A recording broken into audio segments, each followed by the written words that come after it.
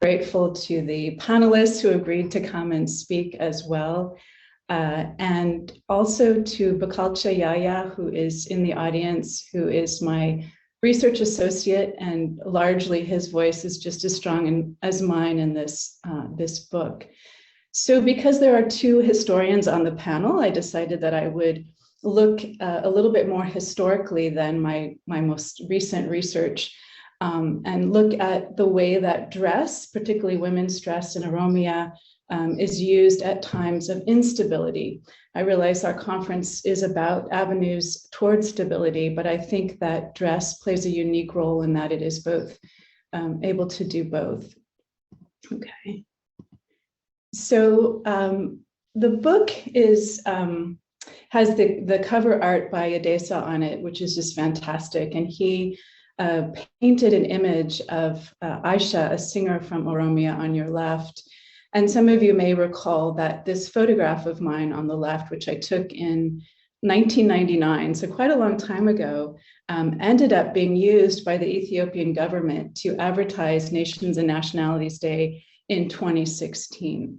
So they took my photograph without permission. I was both shocked, mortified, and honored, right, to advertise this. And what ended up happening is that within a short time, social media erupted.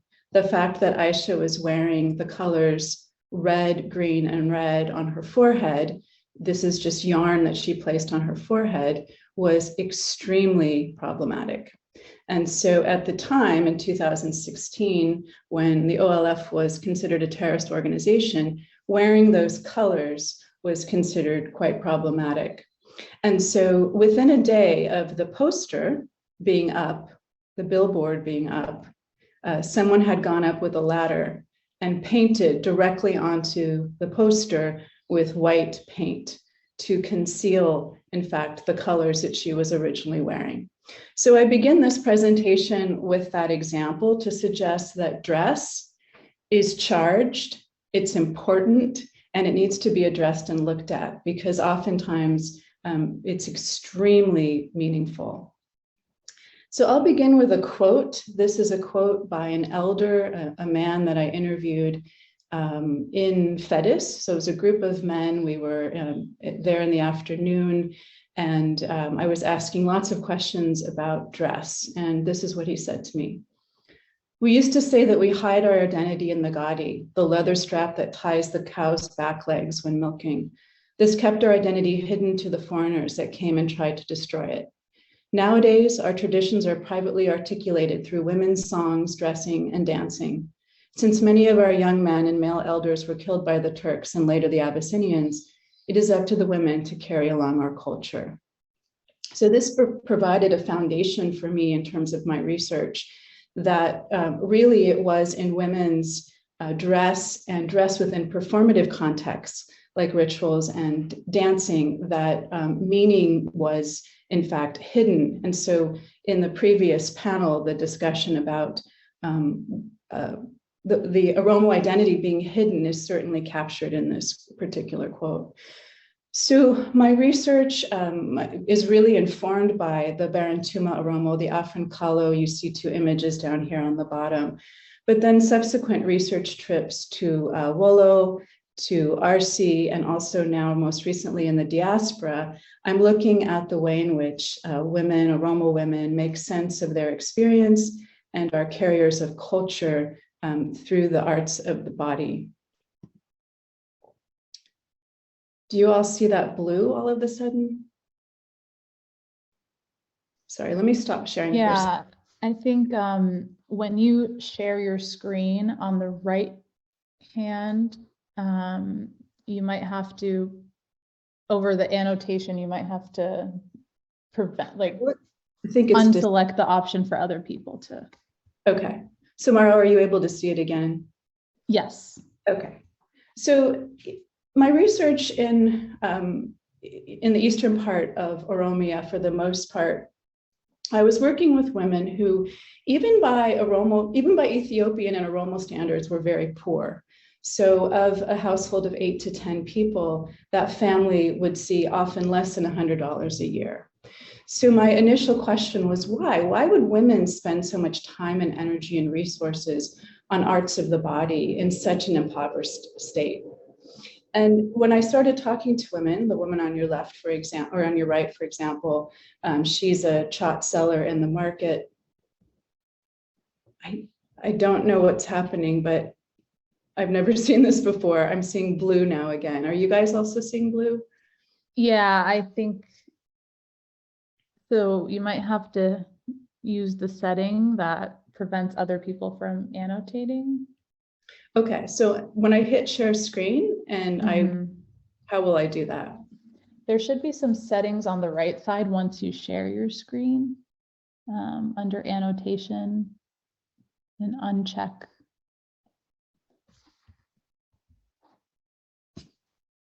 Okay. The right side of the sharing options up at the top. Annotation.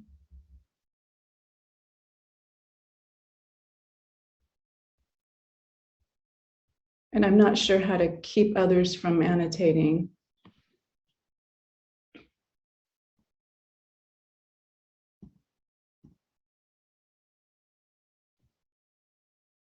So what's happening is someone's writing directly onto my screen. Is that what's happening? Yeah, I think okay. That's happening. Disable annotation for others. Yes. Got it. Sorry, I wasn't sure how it exactly looks. Okay, so let me see if I can get out of this mode now. Okay, I'm going to start one more time just because it was frozen. Okay, there we go. So when I talked to this woman on the right about her dress, notice she's wearing nail polish decoration, a nose ring, a beaded headband, butterfly hair clips, a variety of beads around her neck, and a key. And actually, she has nothing that she can lock. She lives in a thatched home, but that key becomes a symbol of power, of being able to have something that's contained and valuable that is secret, right? And so when I asked her about her dress, she said, well, I'm modern. I'm trying to be attractive. I'm an individual. I'm trying to express myself. But at the same time, she identified the ways in which she was connecting to her heritage. She did things the way her mother had done them, albeit with contemporary buttons and beads.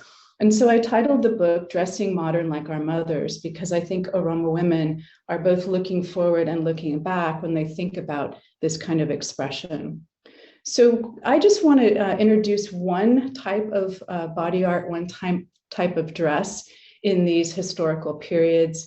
So in the book, I'm looking historically, beginning from about the 1870s up until the present. And then I'm looking at dress in various performative contexts. And so I'll just be talking a little bit about the historical dress today. So when the Egyptians took over the eastern part of present-day Ethiopia, and the Oromo, the Barantuma or Afankalo Oromo were incorporated into the Egyptian empire or Egyptian kingdom, they essentially were wearing, Oromo women were wearing leather. And in order to be able to come into Harar, in order to be able to trade, they were forced to assimilate and begin wearing cotton. So in the upper left, you see a woman wearing leather here. What ends up happening is women begin adopting textiles or cotton on the upper half, but continuing to wear leather. Men, by and large, had already adopted cotton textiles way before women did. And by the mid-period of the Egyptian occupation, all women were wearing cloth. So this is the sadeta, made of 8 yards of sheeting that is wrapped around the waist and tied over the shoulder. The market here in Babile, you can see women still wear sadeta today, but they are now covering with a t-shirt, imported t-shirt made from polyester coming from Taiwan. And so it's another thing to note that as women innovate and begin taking on new types of dress, it's the upper body where there's room for innovation, often first. And so these women profess Islam as their religious identity. They will cover their shoulders when they're out in public, and sometimes a cloth, but they're still wearing that sadeta. So in and around the city of, in and around Harar is where I focused my research initially, beginning in the late 1990s. And I was interested in the way in which Oromo women differentiated themselves and also were influenced by their neighbors, the Harari, the Somali, and the Argoba. Here's a Harari home. We see baskets. Many Oromo, of course, also are making baskets, but by and large today, as many Oromo from this area are displaced, baskets are not made very much, but the patterns we find on Oromo baskets are now being incorporated into beadwork. So an Oromo woman on your left, a Harari woman on your right, you can notice they're both wearing karma. They're both wearing a beaded mesh piece on their foreheads. The Harari woman, who is much wealthier, is wearing one that is gold. The Oromo woman on your left is wearing one that is made of silver.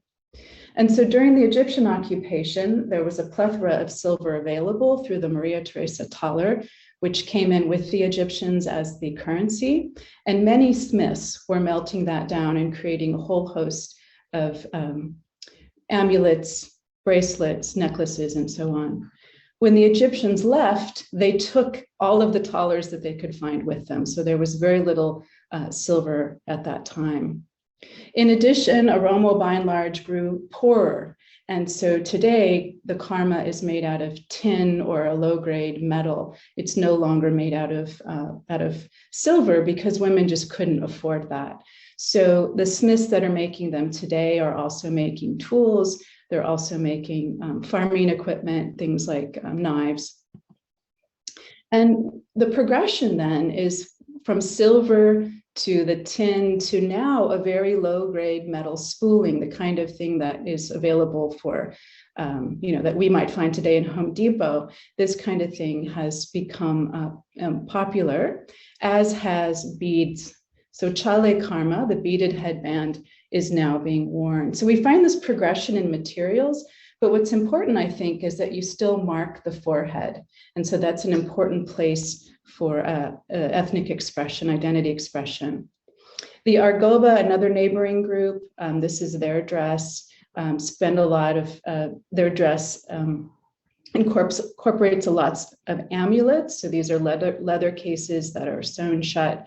She's wearing this along with cowrie shells and metal pieces. So the Oromo also wearing amulets, kartasa.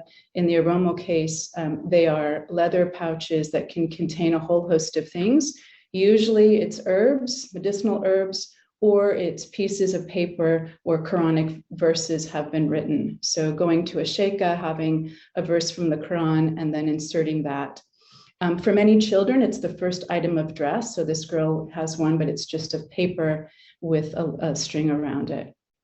So with the introduction of the Abyssinians, the idea of Buddha, or those with the evil eye, became prevalent and became part of the belief system.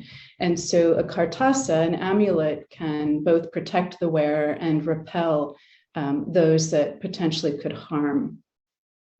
So hopefully one's getting a sense that the Oromo aesthetic system is quite complex, right? And I'm going to suggest, these are, of course, RC women, that there are several tensions in the Oromo aesthetic system, and that young women have this paradoxical responsibility both to reveal and conceal. In other words, to reveal who they are as young women. They want to be attractive, they want suitors, right? But also to have to protect themselves. So there's this revealing and concealing, things that are hidden, things about her dress that I didn't even learn about because I couldn't see it initially till we began having discussions, wanting to be attractive, right? But also repelling the gaze of those that are considered harmful, beautifying in some cases, and disfiguring in others. So at certain historical periods, disfiguring was actually practiced, and I'll mention that a little bit later. So what is dress and what does it do?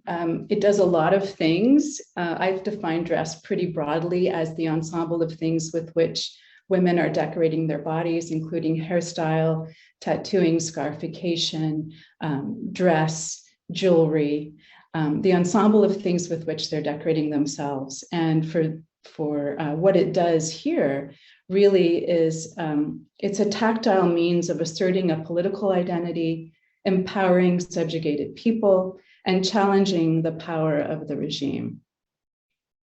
This is a woman in a kerosene seller who's coming to market in Babile. You can see she's also wearing that key, and she's wearing the necklace ambarca. So the ambarca is a beaded necklace. It's made of seed beads that are imported. And one strand of these seed beads can cost upwards of 50 cents. So it's quite an expensive investment for this woman. The patterns you see on it are also patterns that we used to find in basket work. And when I ask about it, I didn't think really that it was, I thought it was just a diamond that was segmented. I learned that in fact, it is called afrancalo. So this particular pattern, afrancalo, refers to the four sons of Kalo, and more specifically to the land that those four sons were allocated by Haromaitu, the great Oromo mother.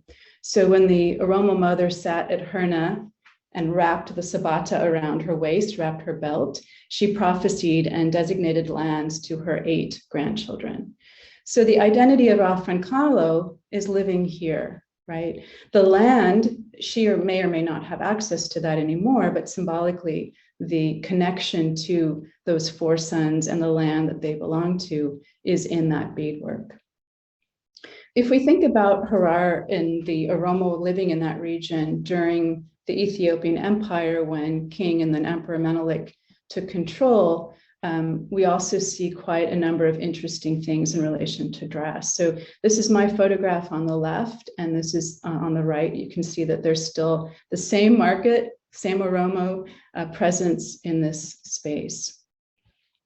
So I've recorded well-known occasions from about the 1890s onward when male warriors would take off their headpieces and put down their weapons in order to wear the central component of a married woman's costume, her sadeta, the white sheeting, and her gufta, the black hairnet. The wearing of sadeta and gufta was intended to communicate submission, humility, and concurrence after a period of aggression and the loss of life. Oromo elders state that when council leaders went to Luluba each year to see the Aba Muda, the Rabadori ritual leader who guarded Oromo law, those who carried the spoken law dressed in a woman's traditional dress, sadeta. These men would wrap 8 yards of sheeting around their torso and tie the ends over their right shoulder, intending to show that while they were frail and could no longer fight, they nevertheless carried with them their broad knowledge of the Oromo constitution. In this sense, Oromo women's dress suggested that these men were to be respected, not for their physical prowess, but for the wisdom that they came with their old age. So the wearing of the gufta in particular could be a plea for leniency, for patience, for peace. And there are many examples of this that I've recorded that are in the book. Despite this, though, as men wore gufta and approached the Shoan army, their attempts to placate the invaders was futile. The conflict with Menelik's forces is mentioned by elders as the most barbaric encounter in the collective consciousness of the Oromo people. Women, who were customarily restricted from battle, fought with men. Their participation in the rebellion against Menelik's troops and the large loss of life sustained by the Barantuma Oromo became the impetus for a change in women's dress. In this case, women began to wear specific articles of dress associated with war during and after the infiltration of the Abyssinian soldiers. So women, when they would wear their sadeta, would wrap it with sabata, with this particular belt. And this has a lot of significance, which I won't have time to go into. But by taking this off, they replace it with hari. Now, there were no examples of hari that I could find during my fieldwork, but this is a Somali woman who was married to an Oromo who is beginning to braid a hari to show me what it might have looked like. The hari is essentially a belt that would hold weapons, particularly during the time of Rabadori. Now, Rabadori or Gada was outlawed during the Egyptian occupation, and so the practice of wearing hari had really died out. Oromo female elders I spoke with in 2000 remember stories of their foremothers participating as soldiers and spies in the struggle against the invading Abyssinian army.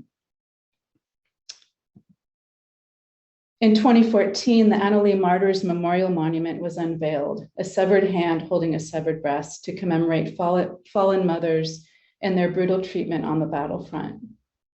So what's interesting is that women were replacing their sabata with hari at this time. And this alerted the broader Oromo community that women, who traditionally served as agents for harmonious relations, were now actively engaged in combat with men. While this act was short-lived, it signaled the significant role dress played during this experience. This is from a song that was recounted. This is just one line, and it's, "In the springtime, the bali leaves bloom. So how's the sonara faring, having replaced the hari?" So this is now the sonara. This is a leather belt that is constructed to hold bullets. And one symbolizes, right, the sonara symbolizes modern war. It's an icon for foreign weapons that were introduced in the use of bullets, versus the hari, which is the reed belt that held weapons during the time of Rabadori. The tying of leather at this time also becomes very important. So the Afrankalo in particular would tie leather, both men and women, for various reasons. Women could tie leather on certain places on their body and indicate whether they were married, engaged, or single. If a man was a hero, he might use it to tie in a certain place.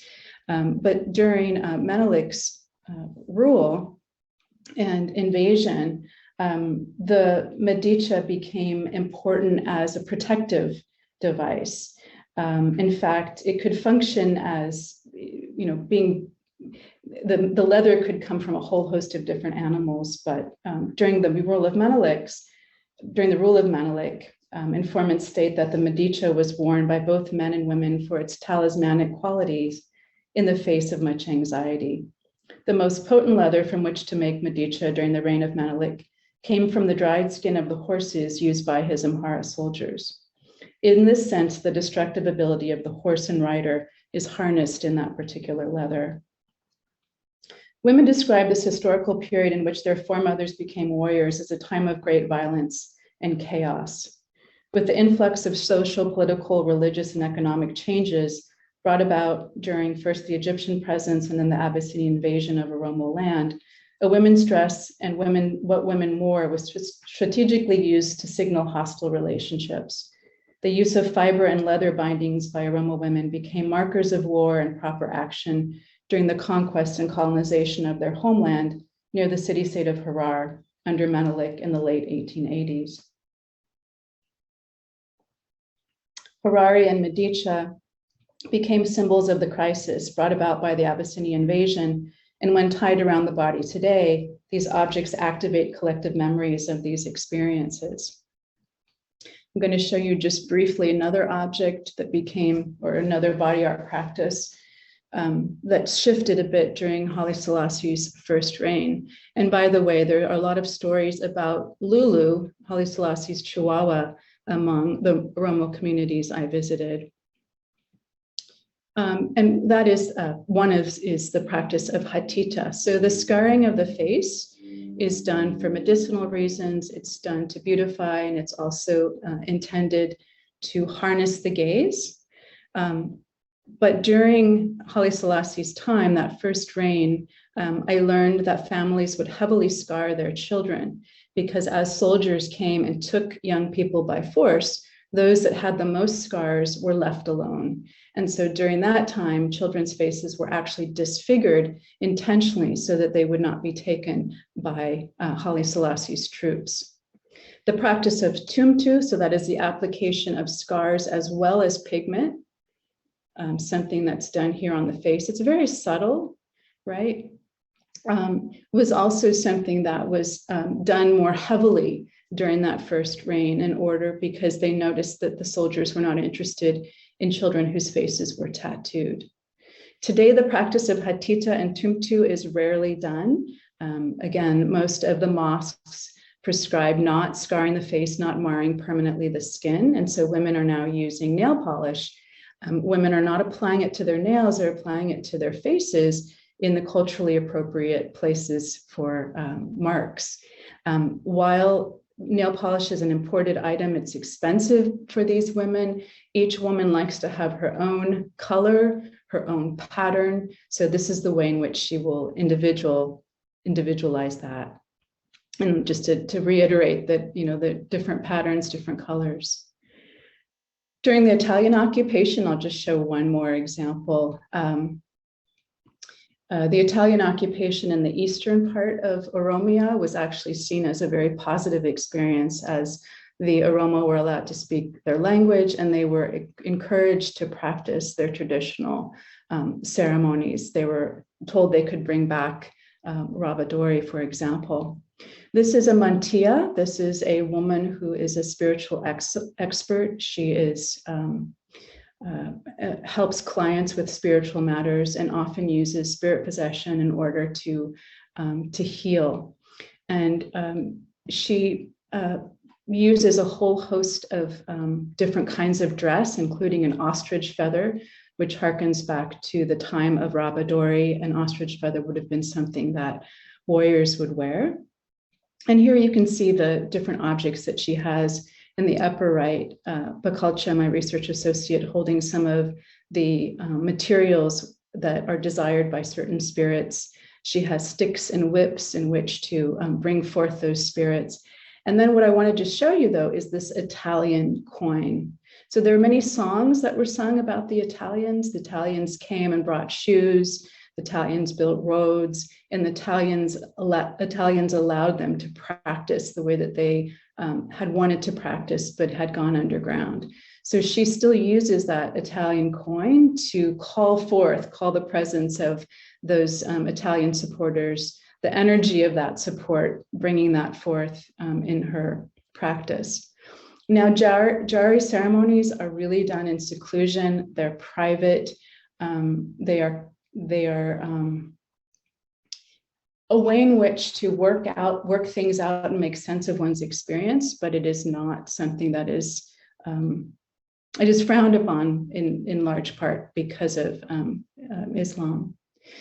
And so I'll just end with this photo. I'm honored that Dr. Kuwe-Kumsa is here, and I'm hoping she will speak to something that she's an expert in, which is Sike and Sinke, the stick that is being held here. And I also want to thank the Sinke Institute, of which I am now a part, and some of our members are here today for showing me and introducing me to this institution. I think this institution, among all of the many that we know about, is really a valuable one to look at in this, how do we move forward and how do we use this tool of reconciliation and empowerment. So let me stop sharing and stop there. And I thank you so much for your time.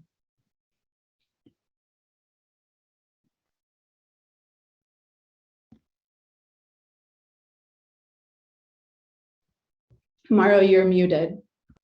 Oh, thank you. And thank you so much for that presentation. That was really wonderful.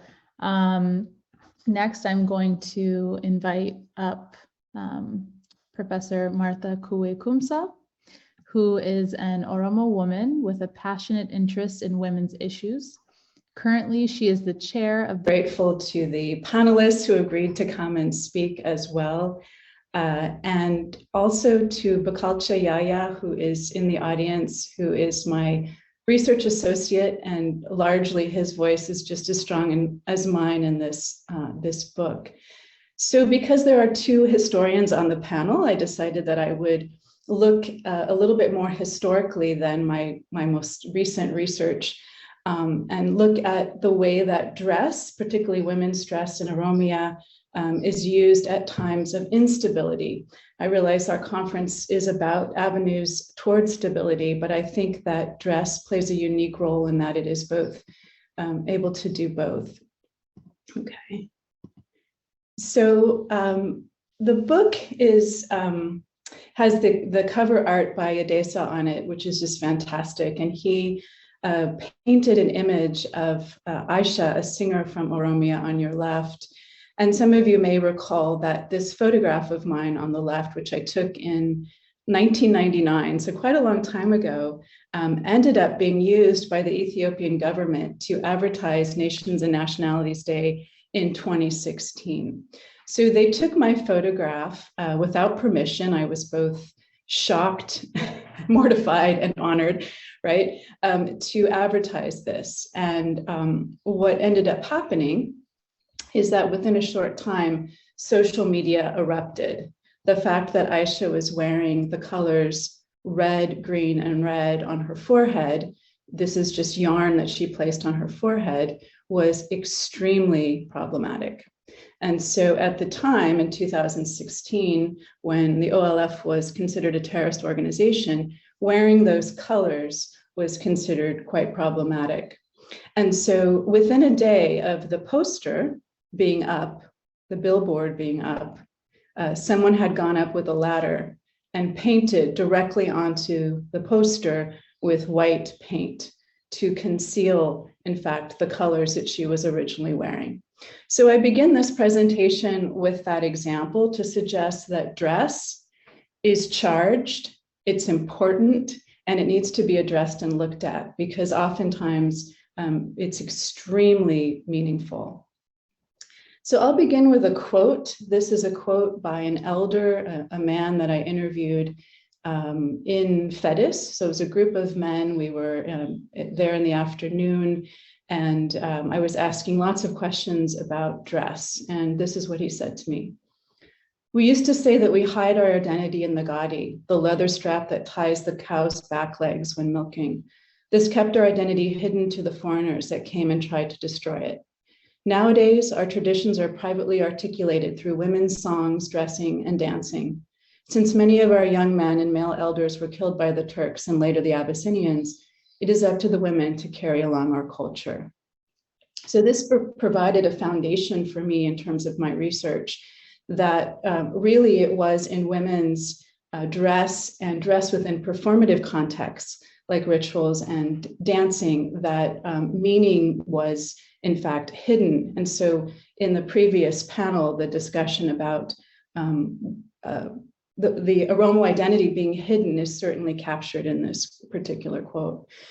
So my research is really informed by the Barantuma Oromo, the Afrin-Kalo. You see two images down here on the bottom, but then subsequent research trips to Wollo, to RC, and also now most recently in the diaspora, I'm looking at the way in which women, Oromo women, make sense of their experience and are carriers of culture through the arts of the body.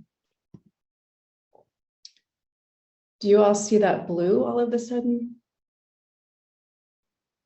Sorry, let me stop sharing. Yeah, I think when you share your screen on the right hand, you might have to, over the annotation, you might have to prevent, like, I think it's unselect the option for other people to. Okay. So Mara, are you able to see it again? Yes. Okay. So my research in the eastern part of Oromia, for the most part, I was working with women who, even by Ethiopian and Oromo standards, were very poor. So of a household of 8 to 10 people, that family would see often less than $100 a year. So my initial question was why? Why would women spend so much time and energy and resources on arts of the body in such an impoverished state? And when I started talking to women, the woman on your left, for example, or on your right, for example, she's a chot seller in the market. I don't know what's happening, but I've never seen this before. I'm seeing blue now again. Are you guys also seeing blue? Yeah, I think so. You might have to use the setting that prevents other people from annotating. Okay, so when I hit share screen and how will I do that? There should be some settings on the right side once you share your screen under annotation and uncheck.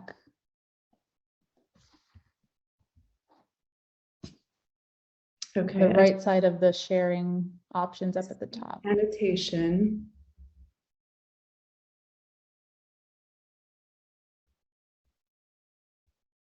And I'm not sure how to keep others from annotating.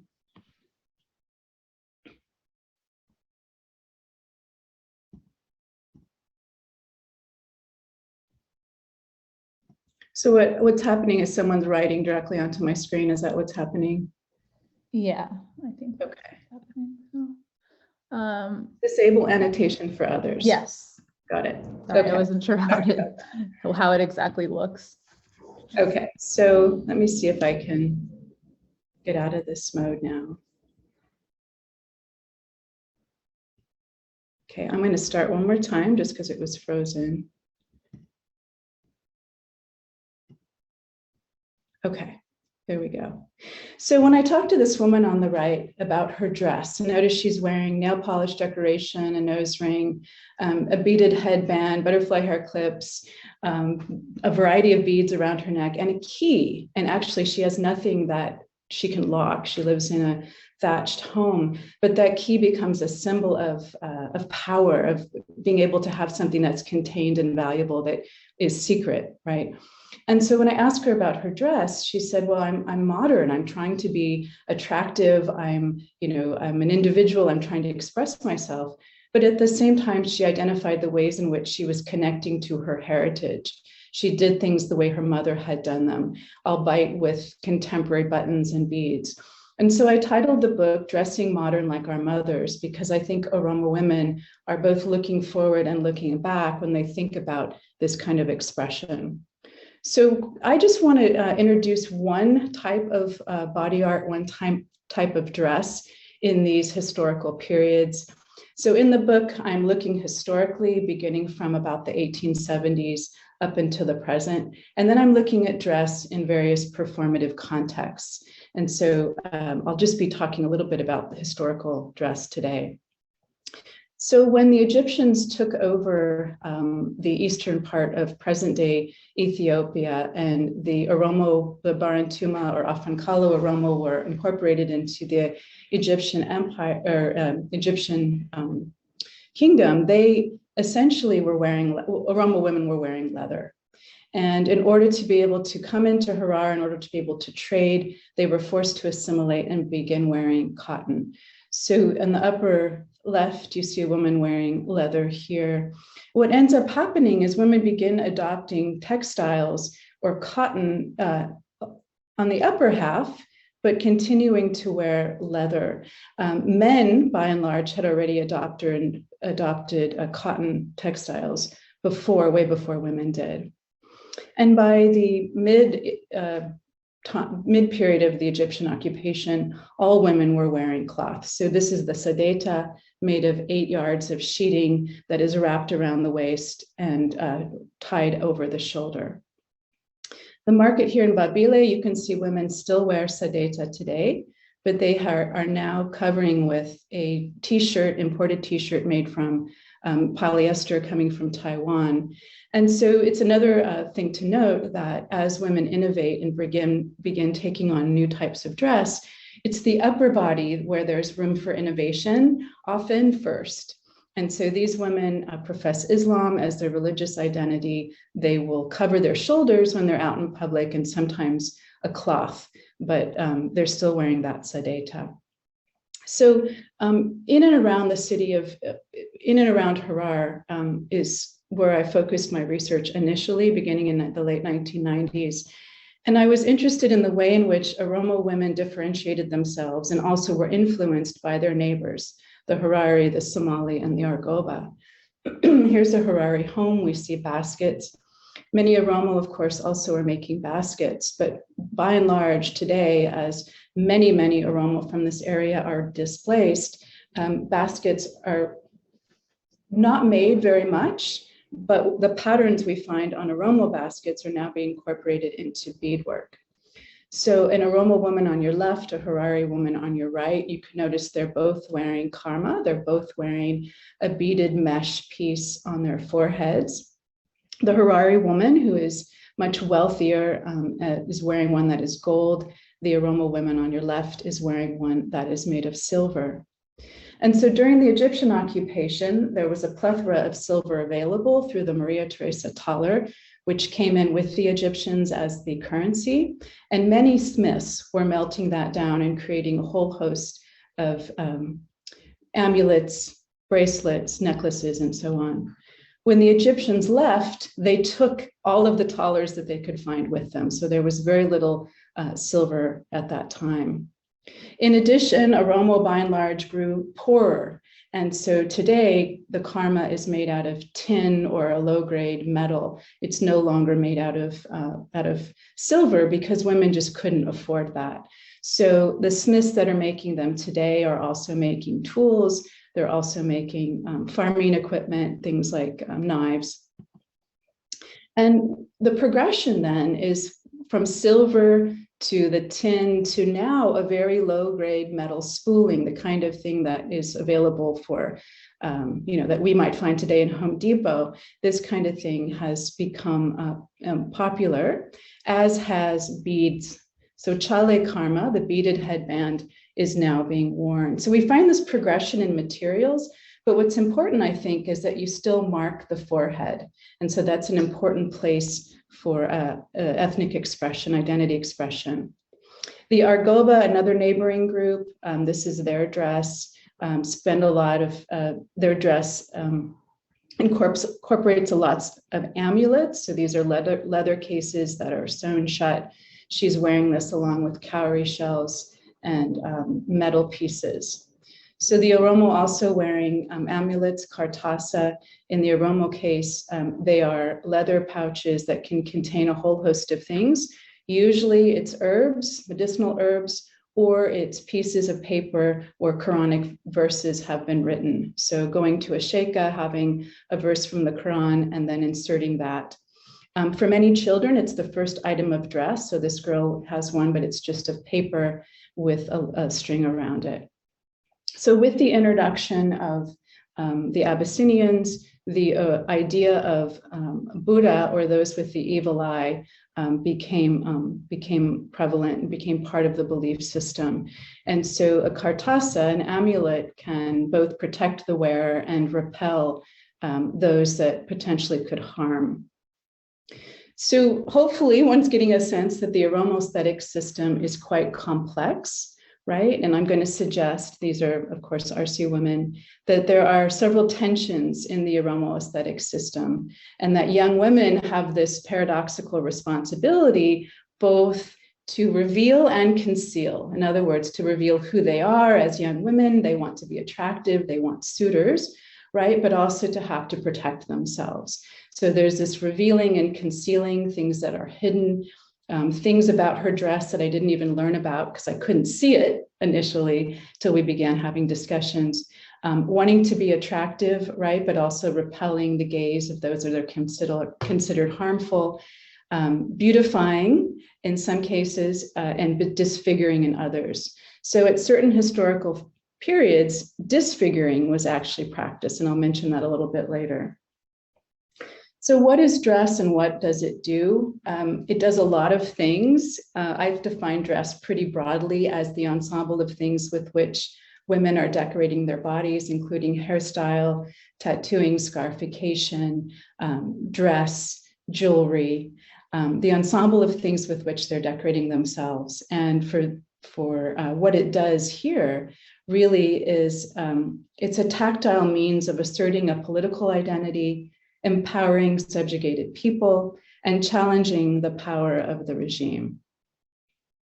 This is a woman a kerosene seller who's coming to market in Babile. You can see she's also wearing that key, and she's wearing the necklace ambarca. So the ambarca is a beaded necklace. It's made of seed beads that are imported. And one strand of these seed beads can cost upwards of 50 cents. So it's quite an expensive investment for this woman. The patterns you see on it are also patterns that we used to find in basket work. And when I ask about it, I didn't think really that it was, I thought it was just a diamond that was segmented.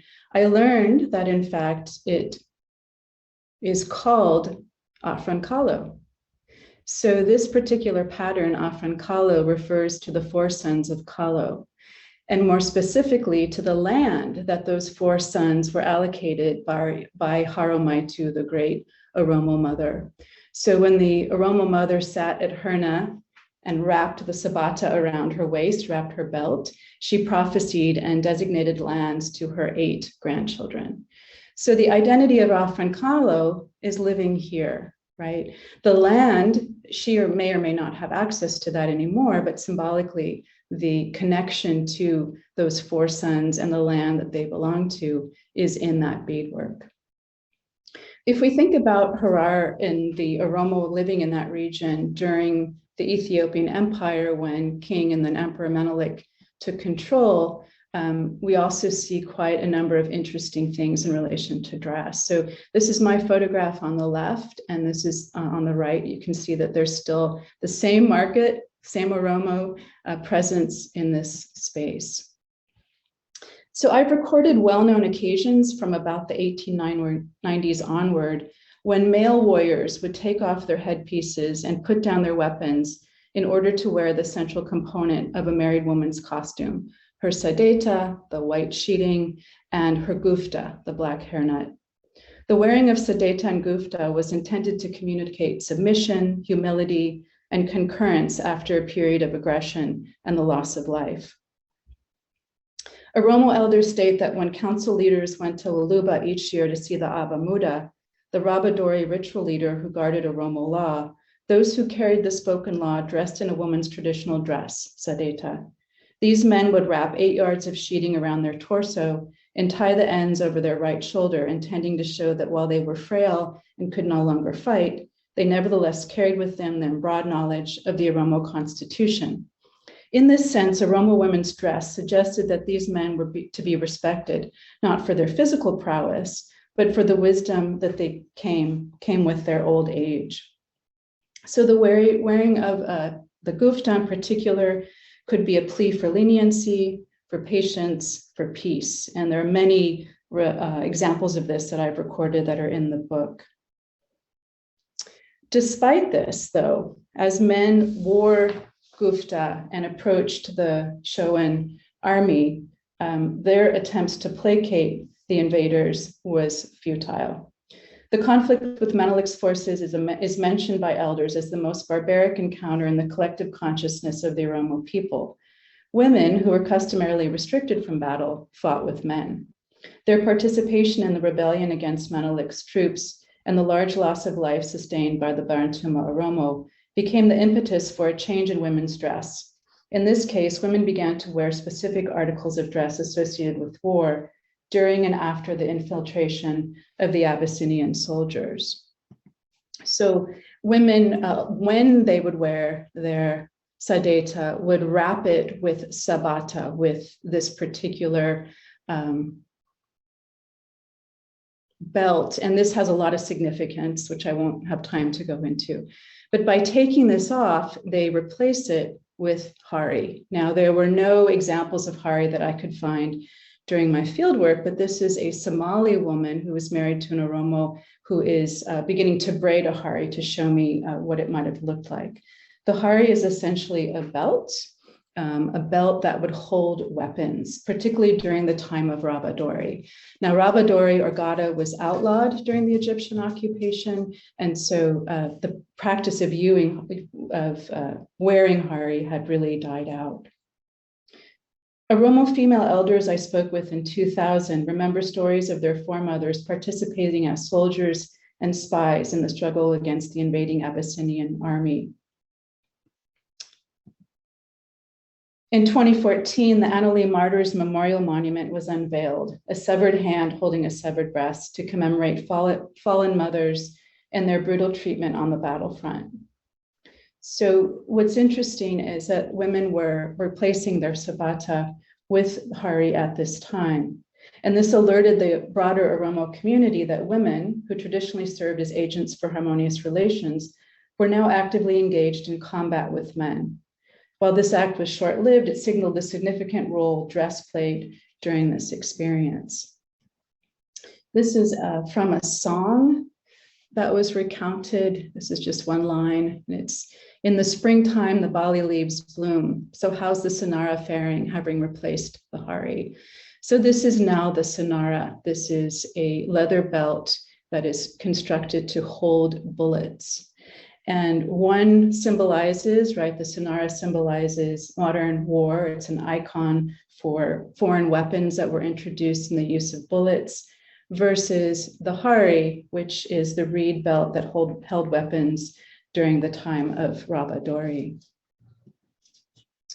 The tying of leather at this time also becomes very important. So the Afrankalo in particular would tie leather, both men and women for various reasons. Women could tie leather on certain places on their body and indicate whether they were married, engaged, or single. If a man was a hero, he might use it to tie in a certain place.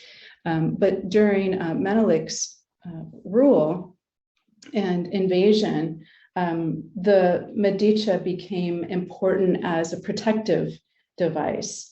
In fact, it could function as, being, the leather could come from a whole host of different animals, but during the rule of Menelik, informants state that the Medicha was worn by both men and women for its talismanic qualities in the face of much anxiety. The most potent leather from which to make Medicha during the reign of Menelik came from the dried skin of the horses used by his Amhara soldiers. In this sense, the destructive ability of the horse and rider is harnessed in that particular leather. Women describe this historical period in which their foremothers became warriors as a time of great violence and chaos. With the influx of social, political, religious, and economic changes brought about during first the Egyptian presence and then the Abyssinian invasion of Oromo land, a women's dress and what women wore was strategically used to signal hostile relationships. The use of fiber and leather bindings by Oromo women became markers of war and proper action during the conquest and colonization of their homeland near the city-state of Harar under Menelik in the late 1880s. Harari and Medicha became symbols of the crisis brought about by the Abyssinian invasion, and when tied around the body today, these objects activate collective memories of these experiences. I'm going to show you just briefly another object that became, or another body art practice that shifted a bit during Haile Selassie's first reign. And by the way, there are a lot of stories about Lulu, Haile Selassie's Chihuahua, among the Oromo communities I visited. And that is is the practice of hatita. So the scarring of the face is done for medicinal reasons. It's done to beautify, and it's also intended to harness the gaze. But during Haile Selassie's time, that first reign, I learned that families would heavily scar their children because as soldiers came and took young people by force, those that had the most scars were left alone. And so during that time, children's faces were actually disfigured intentionally so that they would not be taken by Haile Selassie's troops. The practice of tumtu, so that is the application of scars as well as pigment, something that's done here on the face. It's very subtle, right? Was also something that was done more heavily during that first reign in order because they noticed that the soldiers were not interested in children whose faces were tattooed. Today, the practice of hatita and tumtu is rarely done. Again, most of the mosques prescribe not scarring the face, not marring permanently the skin. And so women are now using nail polish. Women are not applying it to their nails, they're applying it to their faces in the culturally appropriate places for marks. While nail polish is an imported item, it's expensive for these women. Each woman likes to have her own color, her own pattern. So this is the way in which she will individualize that. And just to reiterate that, the different patterns, different colors. During the Italian occupation, I'll just show one more example. The Italian occupation in the eastern part of Oromia was actually seen as a very positive experience as the Oromo were allowed to speak their language and they were encouraged to practice their traditional ceremonies. They were told they could bring back Rabadori, for example. This is a mantia. This is a woman who is a spiritual expert. She is helps clients with spiritual matters and often uses spirit possession in order to heal. And she uses a whole host of different kinds of dress, including an ostrich feather, which harkens back to the time of Rabadori. An ostrich feather would have been something that warriors would wear. And here you can see the different objects that she has. In the upper right, Bakalcha, my research associate, holding some of the materials that are desired by certain spirits. She has sticks and whips in which to bring forth those spirits. And then what I wanted to show you, though, is this Italian coin. So there are many songs that were sung about the Italians. The Italians came and brought shoes. The Italians built roads, and the Italians allowed them to practice the way that they had wanted to practice, but had gone underground. So she still uses that Italian coin to call the presence of those Italian supporters, the energy of that support, bringing that forth in her practice. Now, Jari ceremonies are really done in seclusion. They're private. They are a way in which to work things out and make sense of one's experience, but it is not something that is, it is frowned upon in large part because of Islam. And so I'll just end with this photo. I'm honored that Dr. Kuwe-Kumsa is here, and I'm hoping she will speak to something that she's an expert in, which is Sike and Sinke, the stick that is being held here. And I also want to thank the Sinke Institute, of which I am now a part, and some of our members are here today for showing me and introducing me to this institution. I think this institution, among all of the many that we know about, is really a valuable one to look at in this, how do we move forward and how do we use this tool of reconciliation and empowerment. So let me stop sharing and stop there. And I thank you so much for your time.